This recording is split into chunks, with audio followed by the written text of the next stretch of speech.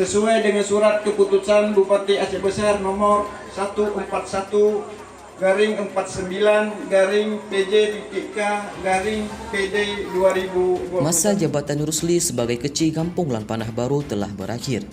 Untuk mengisi kekosongan jabatan, Camat Indrapuri Dr. Effendi MSI melantik Muhajir sebagai PJ Kecil yang dihadiri seluruh masyarakat. Pelantikan dilakukan Rabu malam di halaman Manasah setempat.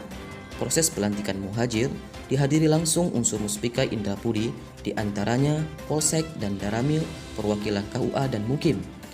Pelantikan Muhajir sebagai orang nomor 1 di Lampanah Baru dilakukan berdasarkan SK Bupati Aceh Besar yang dibacakan Faisal sekaligus pengambilan sumpah jabatan oleh Camat Indrapuri, penandatanganan berita acara, penyematan tanda jabatan, dan serah terima dokumen administrasi kampung.